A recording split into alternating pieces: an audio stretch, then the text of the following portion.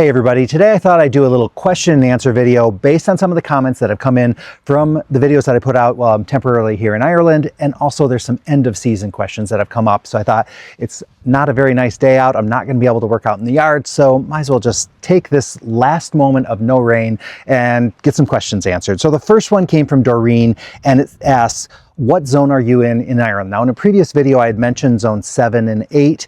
I see other sources that say it's 8 through 10 with a little section of County Kerry being a 10, but mostly 8 and 9.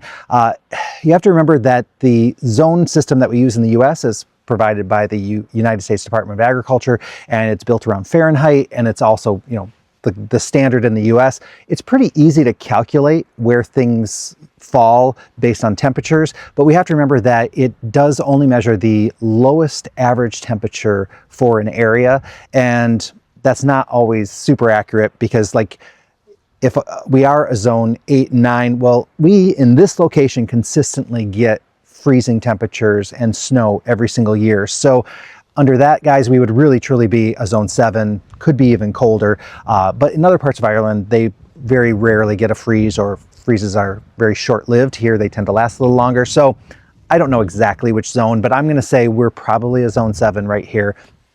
Otherwise, we have to remember as well, like, zones 8 and 9 here in Ireland won't be the same as zone 8 and 9 in some parts of the United States because, again, that system only measures the low temperature, doesn't measure the high. Ireland has a pretty mild climate, so they don't get those really high temperatures that we're going to see in some parts of the US.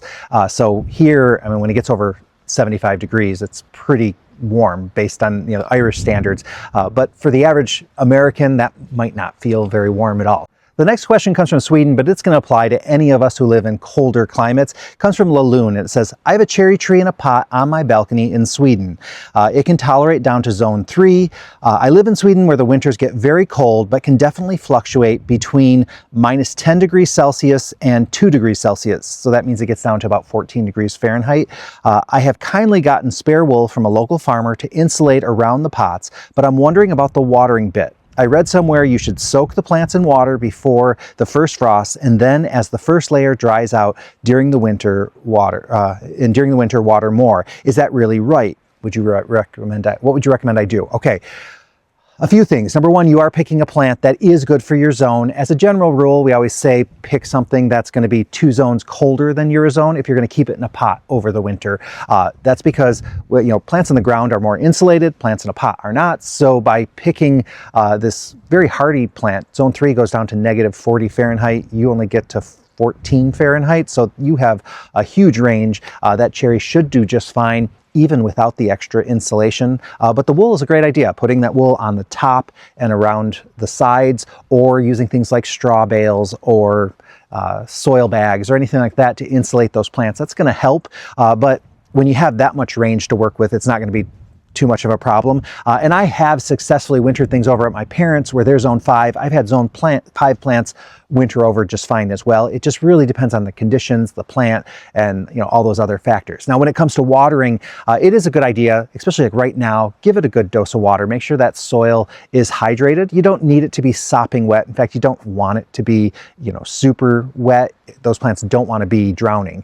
And then basically just keep an eye on it, and if it dries out, then it's going to need more water. Now just remember though, once it freezes, and I'm saying freezes, not frost, then it's not going to need any more water, because any water you put on is going to just freeze. The plant's not going to be able to take it up. So you're really looking at those times when the temperatures are above freezing that you have to worry about. So by us, it's going to be freezing for a long period of time. So usually I check it every month, so I'd check it in November, I'd check it in December. I don't usually have to check anything in January or February because we're relatively cold and below freezing for that whole time. And once we have a warm up, then I check it again. But again, I don't overwater. I just make sure that they don't dry out, because if they dry out, they are under stress. And part of that stress is the fact that the water actually provides some insulation as well. So keep that in mind. But it is something that a lot of people are thinking about right now, because we want to winter over some containers and pots. Do be careful though of pots that can expand. So terracotta, ceramic, those kind of pots often will crack because the moisture and the water will expand and contract and cause those to crack. So it's better to have something that has some give, whether it's plastic or something, some other material that can handle the change in temperature.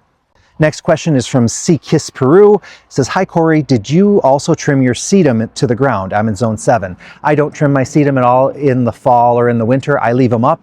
Those seed heads provide some food for, I think, some birds and different insects and things like that. Plus I think they look kind of nice through the winter. Then in the springtime I do cut them back, and I do use snips when I cut them. With sedum you have to be careful. If you just break them off, there is a chance that you could break it off too close to the root and break off part of the root. So just keep that in mind. It's better to cut it off. I mean, you can crack them off. It usually doesn't cause a problem, but that can be one thing that could happen. It's kind of getting blustery out here, so if the camera's shaking or something, don't panic. Everything's fine.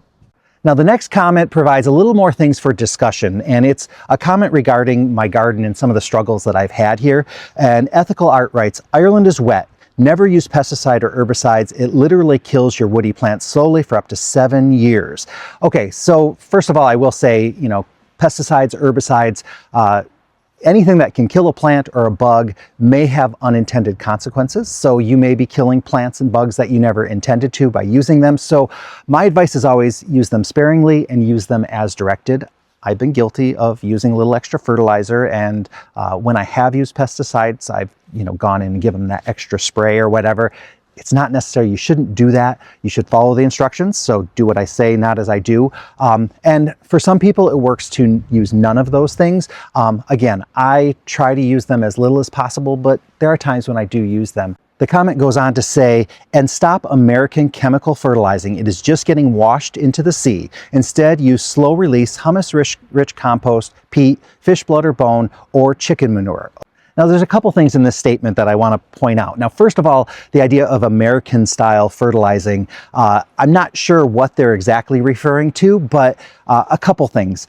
Americans are very diverse gardeners, and organic gardening is huge in the US. There's a huge contingency of gardeners who are gardening that way. There's a lot of people who are gardening using commercial fertilizers. There's so many different ways that people do things. So I don't think it's really very accurate to say American style, because I've gone to garden centers here and asked for suggestions, and oftentimes they've said, we use a time release, or we use this type of fertilizer.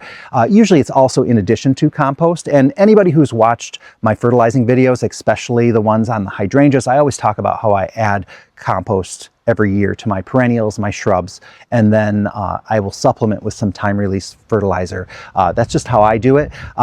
And it is true that some of those chemicals can definitely leach into the waterways, but you also have to be careful about your sources of information as well. I know there was a big example, I think it was last spring, or maybe it was the spring before. I tried to find it, but I couldn't find the information on it, but I think it had to do with tomatoes, and there was some headline where it was like, people who are growing tomatoes are, poisoning the planet and destroying everything. And it kind of made its way from being, hey, chemical use in tomato production causing this problem. And somehow the Yahoo News and all these places picked it up, and eventually the headline was, home gardeners are killing their planet, something to that effect. And in reality, the people who ran the study that was being referenced in it came out and said, hey, wait a minute, our study was completely focused on commercial farming and commercial methods of fertilizing, or whatever chemical it was they were using. We did not, or we intentionally excluded home gardening from this study. So just be careful, and remember too, although home gardens can have an impact on the environment, oftentimes it's a very small amount of impact. Every little bit helps, but don't let a big alarming headline throw that, because you have to also think about the fact that in general, at least in the US, the average person who has one of those big lawns that they're feeding and that they're using pesticides on are oftentimes having a bigger negative impact on the planet than the home gardener who's growing vegetables and growing flowers. So, there's a lot more to this than just saying, hey, all fertilizer is bad.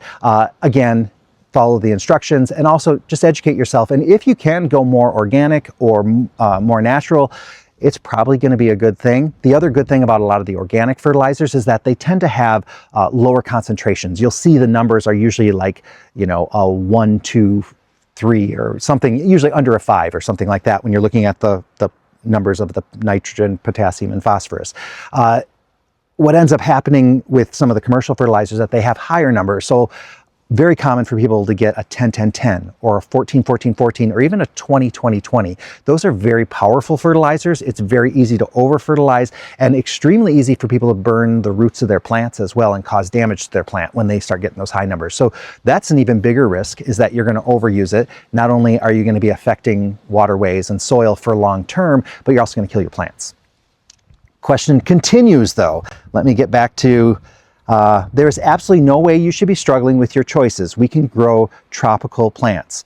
And the problems that I'm having in my garden are not having to do with fertilizer, not having to do with trimming, not having to do with watering. It has to do with the weeds or the grasses overpowering my plants, often choking them out or holding so much moisture against the plants that the leaves rot, right on the plant. So my problem isn't so much to do with fertilizer or anything like that. It really has to do with them needing more air or needing, a little bit more space. So I've got to be careful. And I am intentionally trying to choose plants that are recommended for this area or recommended to do well. I don't choose all natives, but that would be a good option as well. But I am always trying to pick things that should do well here. Again, my biggest problem right now is that I've got grass growing all over the place and it just starts choking out, and I'm not here to keep that cleared away. So I'm trying some different solutions to make that happen, and I've done some videos on that. So that's where I'm at with that. Question or comment continues.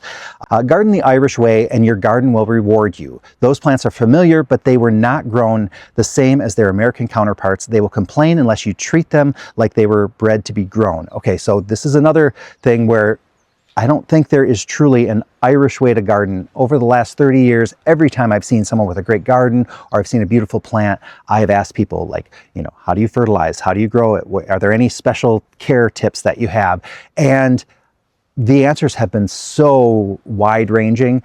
So I'm not going to say that there is one way, especially, just to throw this out there, it wasn't that long ago, if I wanted to, I could have said, the Irish way of gardening, it's tarmac or blacktop up to the side of your house. And if you have anything growing where you don't want it to grow, get the Roundup and spray it. That was very common in Ireland. Now, not with every Irish person, but it was really, really common, especially, in rural parts of Ireland. People were using Roundup left and right. It is very unpopular here now, but you could have easily said, a couple years ago that, that was Irish gardening. And I would say most Irish people now would very much disagree with that. I will say that when I ask, like at Irish garden centers, or I ask people who are growing here, kind of their techniques for fertilizing, they will often say, I use good compost. And most of them will also say, I use a time-release fertilizer. And they're talking about the commercial granules. So that's the most common response that I get. Now, I will put a caveat in there. When we're talking about annuals, I do consider those a little bit different, because annuals are plants that were specifically bred for lots of flowers or foliage or really vigorous performance. They tend to want more fertilizer than normal. They're just beasts when it comes to the fertilizer. So in that situation, like the water soluble fertilizers and that type of thing, I do recommend using that. And that's specifically for annuals. I never recommend using those for your perennials or your shrubs, or if you do use them, never use them in the quantities that you use them on your annuals. So that's important to note. And I kind of was wondering, where this idea of American style fertilizing came from. And I was wondering, could it be YouTubers? Because a lot of American YouTubers talk a lot about fertilizers. And the truth is, the reason why, in my opinion, a lot of YouTubers talk about fertilizing is that there was a trend in the US starting, I'm going to say in the late 70s up until almost present time, where gardening at home and growing things for yourself became kind of unpopular. People really stopped doing that. Now, for people like me who grew up with a garden and growing things, that seems very strange and very unusual. But in the US, it was very common that the average American had never grown anything at home. And so I point that out simply because there's been an effort with garden centers, as well as people who are trying to educate gardeners, especially in the US, that the fertilizer is important. So whether it be compost or whatever type of fertilizing, a lot of people don't use any fertilizer. I work in the industry, so you have no idea how many people come in and they just think that you plant it and forget it. And although there are some plants that works with, most plants need a little bit of nutrients, or the soil needs to be amended, or something needs to happen for them to thrive, at least until they're established. So I want to point that out as well. So if you've been, if you're not from the US and you're going, gosh, that's all they talk about is fertilizer, they're just trying to sell you things. And that's the other comment that people say, well, garden centers are just trying to sell things. Now, when I'm here in Ireland or back home, I don't necessarily see that being the case, at least not at my family's garden center. When people come to us with a problem, we offer solutions, and sometimes there's products that you can buy, but we also aren't, never shy to say, hey, you can compost, you can add some other organic material, you can amend your soil, and those are all things that wouldn't basically bring us any extra cash. I mean, our goal is that they have healthy plants so they continue to buy more plants. And I think a lot of people forget that. They always want to refer to, oh, garden centers are greedy, they're overcharging, they're doing, they just want to sell and sell and sell. And that may be the case in some places, but for the most part, the best method or the best attitude that a garden center will have is to make sure that people are successful, because then they will buy more plants. That is the true secret to getting people to spend more money, is to make sure that they're successful, not to just try to nickel and dime them with all these little side purchases and that type of thing. Now, as far as plant breeding, when I go to Irish garden centers, I mean, most of the plants I see are not native to Ireland. They're from elsewhere, and so the idea that they're bred specifically for Irish climate, some plants are, but many of them are not. And the idea of them not needing to be treated the same as Ireland, well, that's a climate thing, so there is some truth to that. A lot of places in the US have drought. Ireland does not necessarily have drought, so there is a moisture thing to consider when you're using fertilizers and how you water and all that kind of stuff. But overall, the plants that I see are not special Irish plants that are intended for this. So that, you can look at that in a couple different ways. So hope I hit a couple things there. Again, this is just my reaction to it and my opinion. There's a lot of other things. It is starting to rain, so I'll get a couple more questions in. Hopefully I can do this without getting too wet. Donna wrote, I was wondering if you can show us how to properly wrap arborvitae with burlap, and is that even a good idea? Okay, so a lot of people will wrap their arborvitae in burlap. The big thing that does is it protects it from, we'll say, winter burn, which is usually caused by wind, and then also can protect it from the deer, because the deer can get pretty hungry in the wintertime and attack, especially arborvitae.